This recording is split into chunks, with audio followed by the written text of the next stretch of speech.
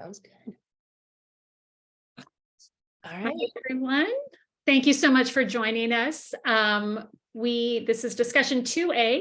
It's the alternative grading as liberation, exploring the impacts on equity through new or different assessment methods. My name is Jeanette Wiseman. I have the wonderful opportunity to be working with an incredible all-volunteer group that puts on the Peralta Equity Conference. I hope everybody's been enjoying the conference and been inspired by yesterday and the sessions today. I know I have. I want to let everybody know first that this session is being recorded. So if you don't want to be seen on screen, you might want to turn off your video, but I know that it's sometimes hard for Dr. Ko to be able to talk to a bunch of blank screens, as I think we all know, but that's just something to keep in mind. The sessions will be posted probably sometime next week to our YouTube site, so be on the lookout for that. And also that captions are available. If you want to look towards the bottom of the navigation bar, you can see those options. And with that, it is my pleasure to introduce Dr. Melissa Ko from the University of California at Berkeley to help us lead this really interesting discussion. So thank you. Thank you so much. Welcome, everybody. And thank you for everyone who's been participating in the poll. So first off, I just want to give a little preamble that unfortunately I have a bit of a cold. So if I sound kind of weird, that's the reason. But luckily, this is a discussion. So there may be times where I raise talking points, as the facilitator. But for the most part, I hope there's a lot of everyone talking to each other. So yeah, that will hopefully circumvent my odd voice issues. But yeah, let's take a look. So if you haven't used Poll Everywhere before, I've posted the link in chat and I'm just going to paste it again. So if you click on that link, it should maybe ask you to fill in your name. You don't have to, you can skip that. And then you'll see the prompt. And so the prompt I'm going to start with, and by the way, I like to use Poll Everywhere a lot, so we'll probably revisit these polls. So if you want to just keep that little tab open in your browser for this, it'll just refresh when I show new prompts. But the prompt for right now is, how do you feel when you hear the word grades? We're going to do a word cloud, so that's why I said please enter your response one word at a time. And let's see what folks have been thinking. Responses. Ooh, interesting. All right. Sorry, I'm trying to make the little thing go away. There we go. All right. Wow. Okay. So if you're not familiar with word clouds, they're going to show all of the responses that people have entered, but they're going to make certain words bigger if more people have said that word. So I find it interesting that the biggest words we see here are conflicted, judgment, pressure. I do see assessment. Yeah, I'm seeing certain words that are descriptors of grades. And I'm seeing some words that are descriptors of feelings around grades. So like meh, tired, stress. Oh, I see fine. That's good. I'm glad someone feels fine about it. Anxiety. Yeah, thank you for sharing all of these feelings. I like to start off with this because I think that grades as a topic area is loaded with a lot of emotions, both on our part as instructors, but also on the student side. I know students feel some kind of way when we talk about grades. So it's nice to air that initially before we start to talk a little bit more about our practice and our motivations. So thank you everyone for joining today's session. I don't really need to give an introduction, but really the goal is to talk about grading practice and really reflect on how we grade, why we grade, how are people impacted by the way that we grade, and thinking about alternatives if that feels, in alignment with what you value and, with what you want to accomplish with your courses. So we're going to get started. And so we have 25 people. So I am going to make use of breakout rooms just because the goal is to talk. And I always feel that when there's more than let's say 10 people in the room, it's hard to have a very equitable discussion where everyone gets a chance to speak and share what they're thinking and feeling. So I am going to make use of breakout rooms. I didn't include this note, but in general, if you are just not vibing with breakout rooms, yeah, it's okay. Just hit decline, say you don't want to go to the breakout room, and you can just sit and chill with me in the main room. But my goal for the breakout rooms is for those who really come to a discussion wanting to talk to people and have your voice be heard. Even in a 24-person room, I want you to have that chance to meet people and actually talk. So we're going to have a quick breakout room just to sort of, get to network a little, talk to people. And the goal here is to really think and reflect on our experiences with grading. And so I have several discussion prompts here for you that, you can discuss any one of these that really resonate. I'm going to post the slides I'm using today, by the way, just because I know with some of the more recent updates in Zoom, sometimes it doesn't bring the Zoom chat with you. So even though I'll post the discussion questions into the chat, you also have the slides in case they don't come with you. So what I'm asking you to think about and maybe discuss with other people in your group is what grading systems have you experienced as a learner? How do maybe instructors in your discipline typically grade? And how do you feel about your current grading approach? So again, any of these things that maybe resonate that you want to talk about with your group, but the goal is you introduce yourself and then you can reply to any of these prompts. So I'm going to quickly make these breakout rooms.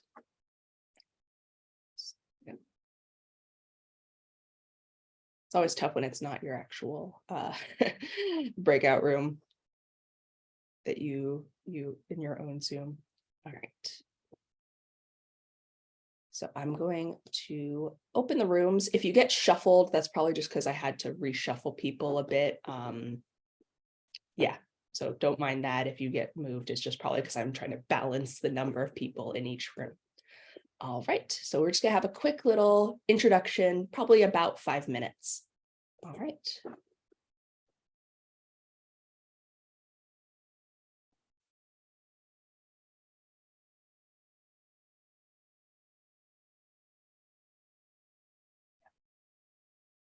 So again, if you're not vibing with breakout rooms, you could sit and chill in the main session with me. If you want, you can just respond to this prompt in chat instead, and we can have a little conversation around that.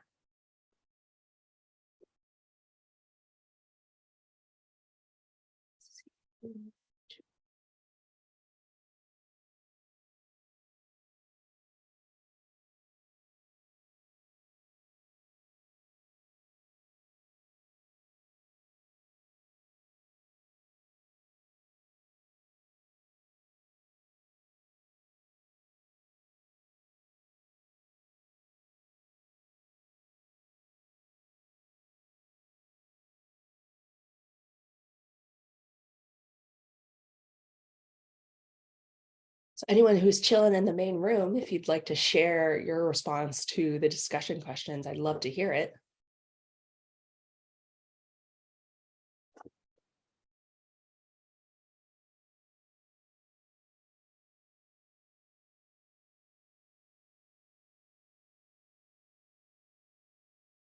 Let's move.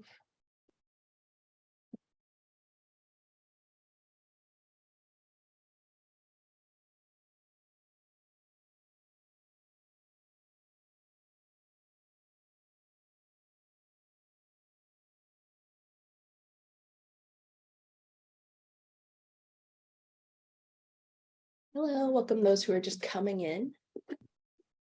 Having a little chat about some of these discussion questions about our experiences grading. So if anyone wants to share either verbally or in chat responses to any of these questions. I'd also love if anyone wants to just introduce themselves in this main room. If you just want to share where you're coming from and what your current role is.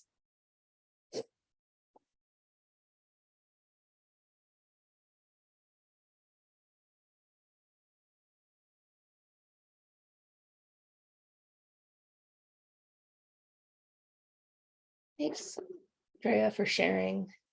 How work was graded was unclear, but seemed fair. Yeah, I'm curious, Andrea, for you, if it was in any particular class or was it in all of your classes that it felt that way? Excuse me.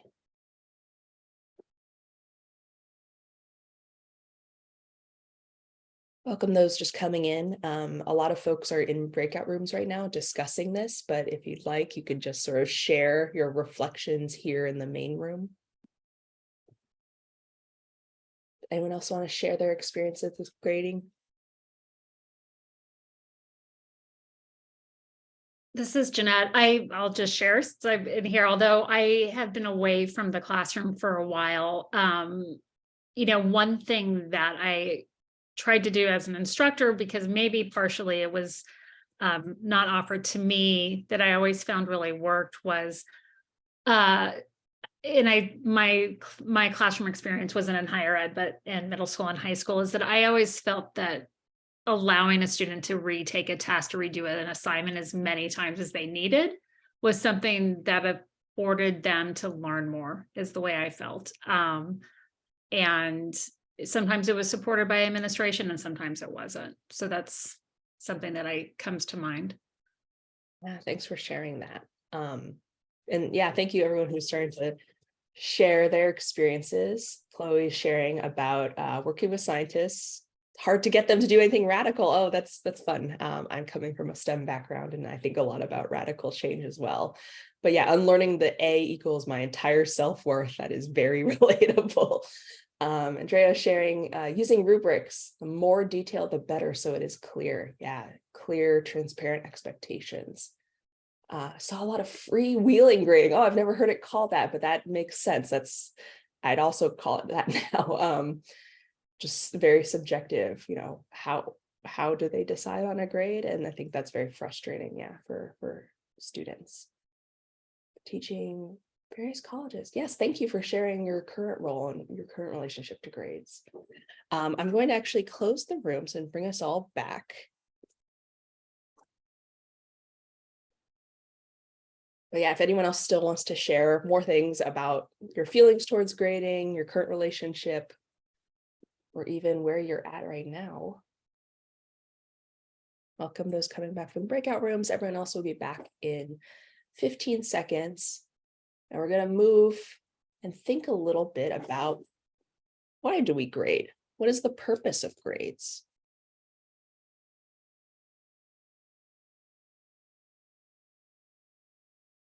All right, I think everyone's being shuffled back. So I think some people have maybe arrived at this, maybe not. Maybe there was a lot of venting, but nonetheless, I want to sort of move towards thinking about, why do we even grade? What is the purpose of grading? And so again, I have a prompt here. If you click on the link, it might ask you to log in. You don't have to, you can just leave yourself anonymous, but you're invited to respond to this prompt about what is the purpose of grading. And it's one of those prompts where if you see someone else's response and you feel similarly, you can give it a thumbs up if you feel similarly to one of the responses that's already up here. So again, if anyone's not clear how to do this, I'm going to, oh, does it not have the instruction slides? Oh, darn, my bad. Yeah, so if you should just be able to click on that link and type in, what do you think is the purpose of grading? And go through, you can see everyone else's responses. You can thumbs up ones that you think you agree with.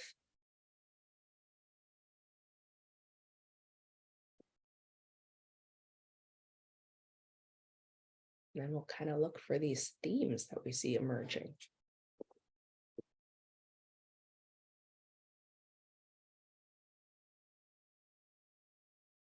Eliana, that's a great question. I invite you to submit either. So Eliana's question is, what do you think, I guess, the purpose has become versus the purpose we want it to have? And I welcome you to put either. I bet one may vibe with people versus the other. And I'm just going to read Georgina's response. Yeah, Georgina, thanks for sharing your current relationship to grading and what you practice now, especially. I know for me personally, the pandemic was really like an inflection point where I really changed the way I graded as a result of everything going on. But like, I think it had always been true, it just was magnified and much more clear in my conscious. Yeah, thanks, Veronica. So people maybe are putting what it's become versus what we wish it to be. All right, let's read through these responses. So a lot of people agree with this idea of to give students an idea of how well they're meeting the objectives and outcomes. I see a couple of things similarly about measuring learning, assessing learning, providing feedback, helping them assess their own progress when they look at the grade. Maybe they're like, oh, I'm not meeting expectations, or I am. I'm seeing these ideas of like, should be, it should be for mastery knowledge. It's a standard way for us to see if students are demonstrating competency. I see this ideally, assessing learning outcomes ideally. And then I'm seeing some other things. So I'm seeing accreditation. I think that popped up. Did that pop up more than once? Okay. Accreditation, which is very near and dear to what we're going through reaffirmation right now. So accreditation is top of mind for me. I'm seeing assessing your instruction, which is really interesting. If anyone wants to elaborate on how they feel it assesses your instruction, I'd be very curious to hear that relationship. Does anyone want to comment on that if that resonated with you?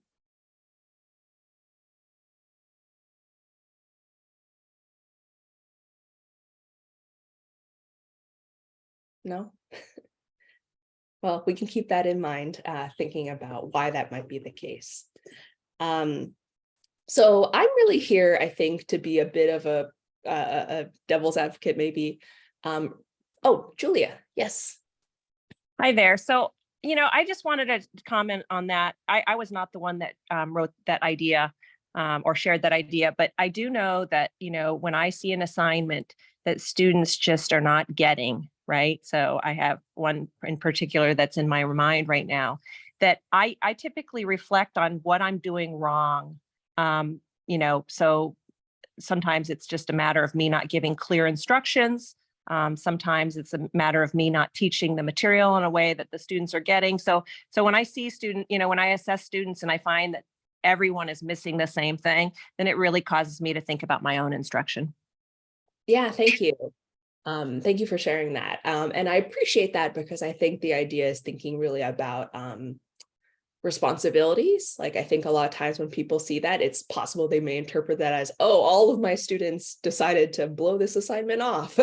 So I appreciate your framing where you're thinking more like, oh, maybe there's something I could have done differently. Maybe my instructions were unclear. Maybe I didn't give them enough practice or preparation to do well on the assignment. So yeah, thank you. That makes sense for that assignment or for that wording. And thank you to everyone who's commenting. It's like writing a short response just on the history of the education system. Yes, we could go on and on. Yeah, and as Georgina said, maybe if most students are failing, maybe something needs to be rewritten. Were there any other comments before I moved on? Well, maybe this will resonate, maybe it won't, because I'm seeing some people who are feeling some kind of way about higher ed and maybe education as a whole. I'll just say that in general, when I do this prompt, a lot of people do talk about this idea of measuring learning and motivating students to learn. And this is something I think a lot about. I'm a very data-oriented person, and so I think a lot about how do we know that we're measuring the thing we think we are. And so this example here on the left of just like trying to get on target, we have some idea of what it means to be successful, to be achieving the goals. And we're trying to essentially triangulate and guess if students are really hitting that mark. But I'm always asking these questions of, well, do we know that the measures we're using are actually assessing what they think they are? How do we even decide what the mark really is? Like, is that something that we decide in a kind of egocentric way based on what we value, but is it what everyone else values as well? That's something I think a lot about, is like, what are we actually measuring? And so the other conversation also is usually around, well, students need grades to motivate them. But I think you'll find that there's so much literature out there that talks a lot about different forms of motivation, whether extrinsic or intrinsic motivation. And when we think about working with our students, I think it's so interesting that we think of grades as really, oh, well, it's, they're going through this learning process. And at the very end, they'll get a grade because we just need to decide if they've met the goals or not. But when you talk to students, a lot of them are thinking of the grade itself as their guiding compass. Like, I'm engaging in this course and the purpose is I need to get this A grade, or, you know, the highest grade I possibly can. And how does that orient them to how they conduct themselves in the course versus wanting to learn, loving the subject matter, thinking about how it relates to themselves and to their future. So I love this quote about, like, when a measure becomes a target, it ceases to be a good measure. That really relates to how I think about grades. So thinking about, where do grades even like what leads to students getting the grades that they do? I'm very curious about what y'all could hypothesize for this scenario. So again, I have another prompt here, and the question is, the scenario: 2 students take a final exam. 1 student receives an A and the other student receives a C. Now we're going to put our little hypothesis hats on, our little scientist hats on, and we're going to try to explain, like, why might this be the case? Why might we see this difference? And so I invite you to submit as many hypotheses as you can about this. Why might we see this difference in student performance? And I should post the prompt link. Yes, here's the link.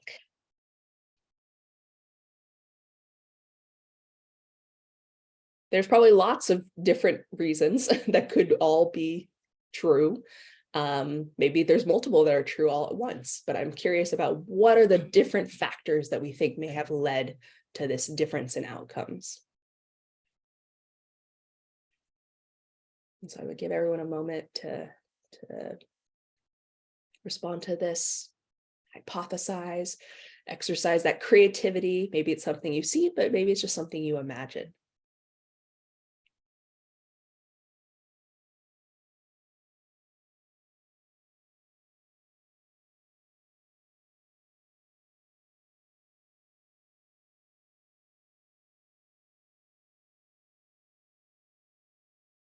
Still going to give you another minute because I see them rolling in.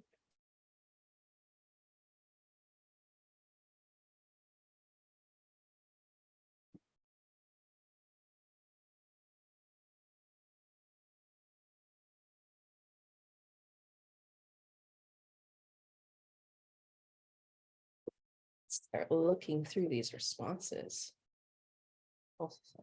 I respect this. This vibes with me a lot. 1 student did not feel well, which definitely was me at various times in my undergraduate career. So let's look through. I know they'll still be filtering in. I noticed some people talking about test taking as like a skill set, that some people maybe are good or well practiced in test taking versus others either are less practiced or maybe even suffer from test anxiety. As someone who lives with anxiety, I also get very bad test anxiety, and it makes it very hard to demonstrate what you think you've learned or what you think you know. I'm seeing some things about the format, like maybe the objectives were unclear to certain folks, or maybe it just played more into someone's strength.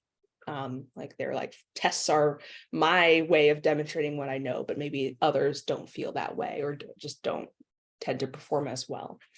Some people are saying that 1 student studied more, others are saying that 1 student maybe cheated and the other one did not. Let's see, are there any other things I didn't talk about?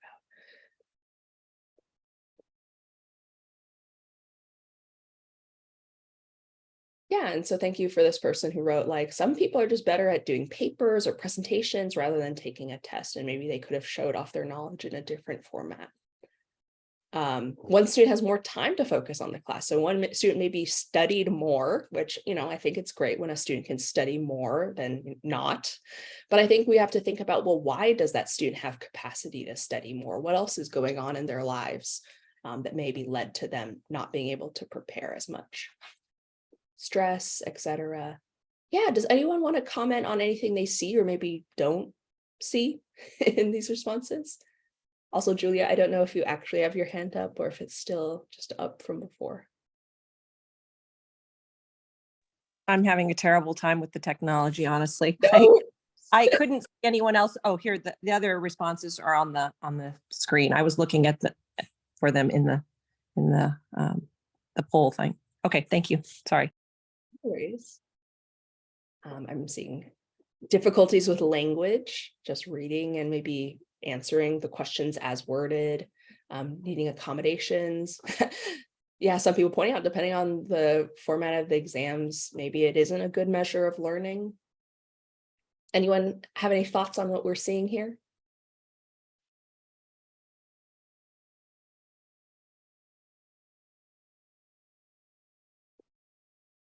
I mean, a lot of you hit the nail on the head for what I would have said. I think everyone got a lot of these things. So native language. So in the case of anything written or even spoken, like how much could that be an extra cognitive step that someone has to go through? And test questions, we just choose to write them certain ways. And sometimes people, come up to us and they're like, oh, I don't actually understand what this is even asking. But then there's some students who maybe are too shy to ask that in the first place. Then there's test anxiety. One thing that I think kind of came up, but maybe not, is that this idea of just in general bias. I think this comes up when we think of subjective measures, like how do we, grade someone's presentation style? Is that, something that is very objective versus subjective, especially depending on the standards we present. But I would maybe even argue sometimes there's a little bit of bias even in exams, right? Again, like what did we choose to include on the exam? How do we choose to ask it? Anytime I think that there's a design choice, there's a potential for bias in terms of what you value and what you think is important and how you frame it versus how someone might have done the same. So now we're going to go back to the scenario. We're thinking of this student who received a C on their final exam. How is the student affected now or in the future? So you can think of immediate impacts, long-term impacts. Let's put ourselves in this student's shoes. How are they feeling? What's going to happen to them? And I encourage you to exercise that imagination. Like, what happens when a student gets a C on a final exam?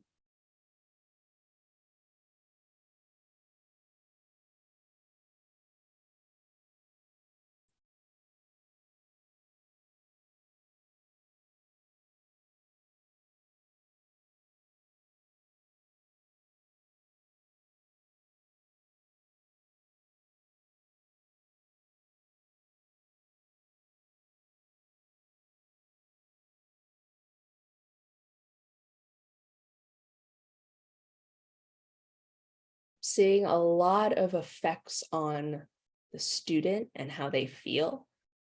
I really want to push people to think about, well, what happens if a student gets, a C on the final exam? Maybe it brings their grade down and they get a C or a B instead of an A. What happens to them in the future?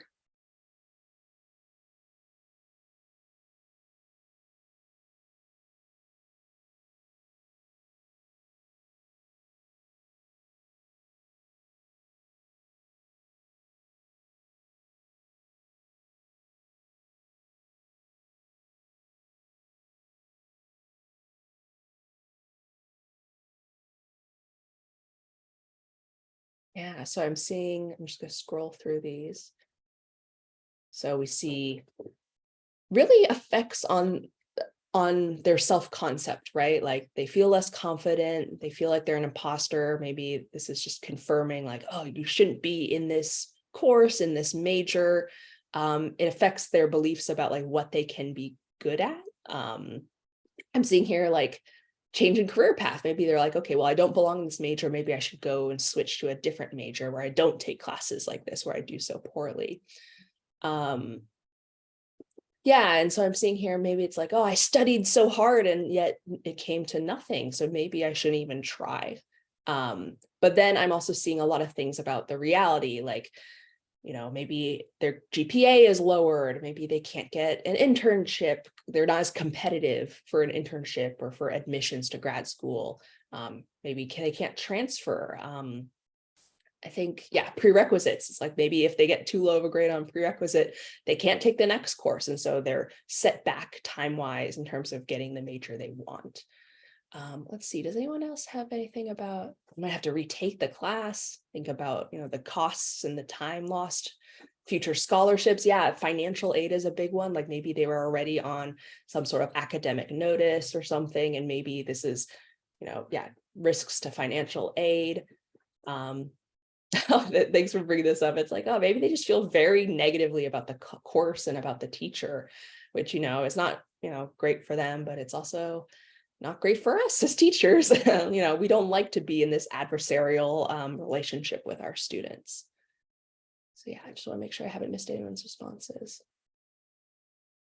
Yeah, thank you. And thank you for people who are putting other options. It's like, we don't know who this student is, and they could really tackle this in a lot of ways. Some people tend to like face adversity and then just feel very challenged to like, oh, I need to go back and do better next time. People can react in all kinds of ways. So thank you for sharing that variety of responses. What we're really hinting at here is, I think, things that I think a lot about, which is how do grades really operate for students? And to me, you all are speaking to the fact that there's at least two levels, and they're very interconnected. They like feed back into each other. But there's really how they affect the student's experience, their beliefs, their feelings, their perceptions, but also how they affect the reality, right? We rely so much on grades for everything. It's like very easy to reduce someone to a number, because then we're like, oh, that makes it easy to filter them, makes it easy to rank them and prioritize them. It just makes it quick that I don't have to read their whole CV and letter. I can just look at a number and just make a decision about them. And so because we rely on grades so much, the grades we give affect their students' realities and their future. And so a comparison I like to give to people is that when I'm thinking about how to do this more equitably, I think a lot about like the comparisons between higher ed and sort of the corporate world, like jobs. And one thing I think a lot about is when we're trying to affect student experience, or someone's in general, their feelings, their beliefs, maybe their sense of belonging, we have a lot of things we can do. We can figure out what's going on with the climate. We can form affinity groups. We can try to conduct meetings more inclusively. We can train mentors to be more, inclusive and culturally responsive. But I think without this other piece of really paying attention to the reality, like how do we make decisions to reward or punish certain people, I feel like it can fall a little flat if we don't pay attention to both sides of this coin. So the example I'd give for thinking about the job world is that, well, how are we hiring people? Oh, sorry. Does someone have something they want to raise? A question?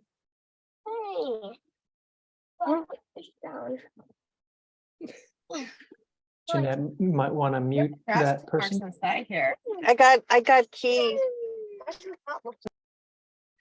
But yeah, how do we think about hiring and promotion? Like those are the realities, right? Like as much as you can feel a sense of belonging, you can feel that your workplace is very inclusive. If you feel like you are not getting, hired or promoted in the same way that other people are in an equitable fashion, that's your reality too. And that matters a lot. And so when I think about grades, it's a bit of both, right? You want to think about how grades are framed, how students will receive and engage with the grades that you give.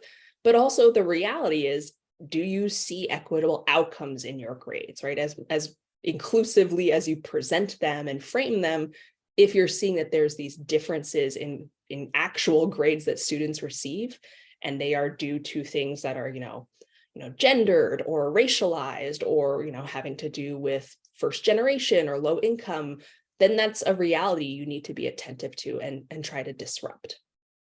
Are there any questions about this? I bet you if I Maybe in the car, but you don't want. oh wait. I don't know what's wrong. Are there any other questions? Why is it not working? So what I have a question, like Yes. not maybe question or comment, but when I think about the grade, like how we can impose equity in terms of grade. There are different, there is a noise out there. So, Oh, hold on. there are like different ways to impose equity in terms of grade. But do you have any specific examples like? Yeah, definitely. So just because I'm not sure if we'll get to it due to time, I'm going to put my slides in the chat. And if you go through my slides, and I have a ton of Holster slides because I've done workshops on grading in the past. Okay. I recommend alternative grading systems personally, just because I think they try to loosen our grip on certain things, as I'll talk about right now, about power and agency. I think there are alternative grading systems that both present grades differently to students, like it's framed differently, and so students will feel maybe like it's less unfair, maybe less that it's just sort of you exerting power over them.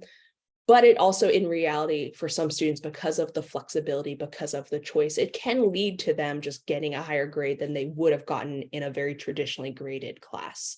So yeah, in my slides, I do kind of talk through a couple of alternative grading, and I have a bunch of links to those alternative grading systems if those are of interest to you. I hope that answered your question. So what I want to think about now is I just want to introduce these concepts to you. I think about these also a lot in terms of our classrooms. I think about the idea of power and agency. And so I've put the definitions here if you're not familiar with how we might define these two things. I think they just kind of get loaded terms. But thinking about power, influence over policies, influence over other people, agency, the capacity to act in the way you wish. I would like you all to reflect, and you can share in Zoom chat or raise your hand. Where do these appear in relationship to grades? Power or agency? How do they appear when it comes to grades? I don't understand the question. Great. Sorry, I can't actually see who's talking. So when you're thinking about this idea of power, if I define it as external influence over policies and people, where does power appear in grading? Who has power? What kind of power do they have? And how do they exert that power? That's just one example. And then you could do the corresponding question for agency. Does that help clarify? I'm sorry, I can't actually see who's talking. And I'm starting to see some hands come up and some answers rolling in. So I'll go Julia and then London. Julia, if you'd like to share. So, for me, it feels, as I reflect on this, I think that the only person that has power in my class is me, as the instructor. And, I guess that the agency is limited to how much, to sort of my behavior, I guess, or my policies. So when I give students choice about what assignments they want to complete, about the way they want to turn things in, that gives them agency. But the teacher, for the most part, has the power to influence that. And that's about the only, I can't imagine a place where the students have power. I would love to know where that exists. But in terms of my own teaching, I feel like I have the power, and hopefully I'm giving them some agency. Great, thanks for sharing. London, your hand went away. I don't know if you still want to share.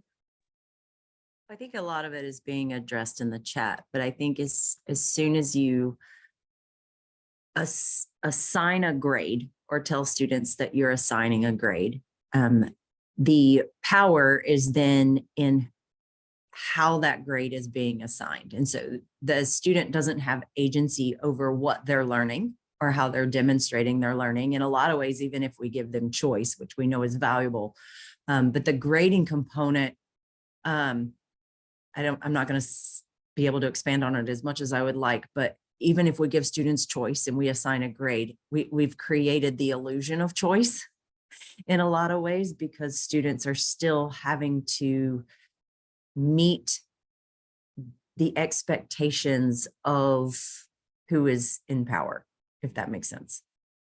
Yeah, thank you for sharing that. Yeah, I think a lot of responses in the chat are resonating. I mean, I think some people are touching on, as you said, agency, maybe if there's some choice in how we give assignments and how they approach assignments.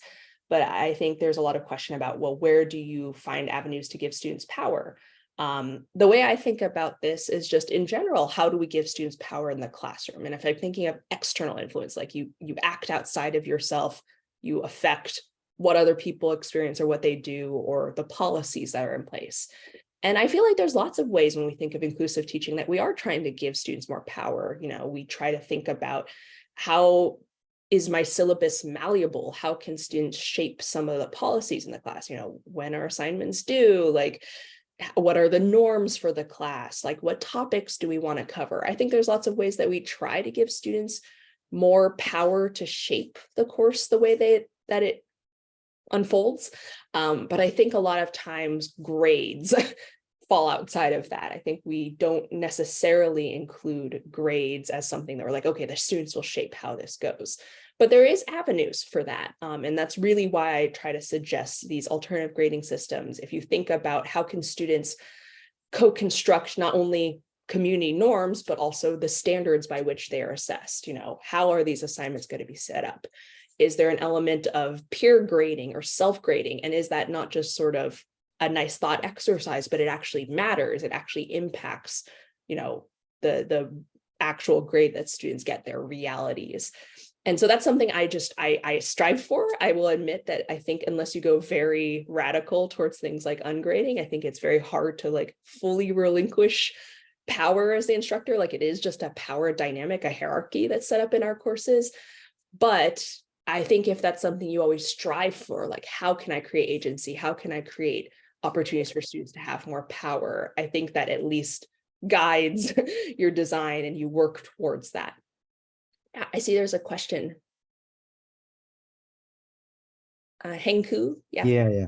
I have a question. You keep saying the alternative grading system, but maybe you're gonna show us example later. But my question is, what do you mean by alternative grading system? Like you provide different ways of evaluation, or just to do the same thing to student? Normally that's what we do, and then evaluate in the same way. But if you do provide some different format to the each different student, but one of my question is it really fair to everyone? So that's another concern I have. Yeah, that's a great question. So yeah, I'm just trying to be attentive of time, and thank you, Jeanette, for reminding me. I probably won't have time to go deeply into all of them, but there are some alternative forms of grading, and I'll define alternative as most of the time, and I'm very US centric, so I apologize if anyone's not in the US. That's what I know best and what I've lived through. But in the US, we think a lot about sort of, you know, this A through F grading scheme. It often maps to a 0 to 100, you know, 90s gets you an A, 80s gets you a B. And pretty much if you're like 60s or below, it's all failure. And that's the way our grading system is set up. And a lot of times we're thinking a lot about points or averages, like, oh, you got an A on this paper, but a B on this paper, and we average them in some sort of fashion. Like that is very traditional grading in the US. Where those points come from, how we get those numbers and what numbers we average kind of varies obviously by discipline, but that tends to be what is most conventional, versus some of these alternative grading systems try to pose like the calculations, the quantifications, like what are we keeping track of? What are students striving for? We try to frame them differently. And so I'll give the example of contract grading. That's a thing where we think a lot about like items of work, like little bundles of like, you know, do this assignment, do this task, do this, you know, participation unit of work, and you will get rewarded with just a credit. Like there's not like you got a 93 on this versus an 82 on this. You just get credit for these things. And if you don't meet the standards, you can maybe retry it until you do get credit. But then it's more a matter of counting these credits, and it's really rewarding effort and like retrying whenever someone doesn't meet the standards. So that's one alternative that's, again, framed differently, and the calculations look differently than this sort of points average percentage system. The other system I like to raise to people is competency-based grading or mastery grading.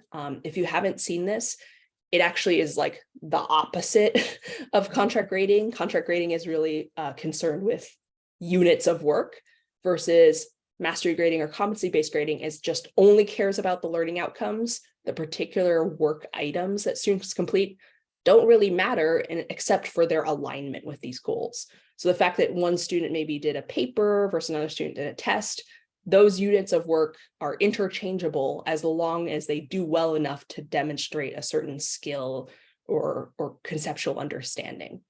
And so over time, you're just tracking students doing these different items of work. And as long as they ultimately demonstrate a student learning outcome, you mark, yes, they've demonstrated competency. And at the end, you would then assign grades based on having demonstrated these different competencies. So those are a couple of very different systems. They're both quite different from each other, and they often look quite different than traditional grading. I want to be attentive to time, which, we've by far blown out the time expectations. So I do want to sort of just leave it in case anyone had any questions. And I do have resources. You can kind of see my original goals for this session. Oh, I don't want to email it only to Jeanette. Here are the slides. If anyone has questions, I'm happy to stick around. I'm sorry I couldn't get to everything. But yeah, the slides have a lot more resources. And also I have here, resources. So I have all these links. If you're like, oh, that contract grading thing sounds cool, or mastery grading sounds cool, you can click and read through any of these. They're all in the slides that I've shared here. But yeah, thank you. I'm sorry I blew up the time.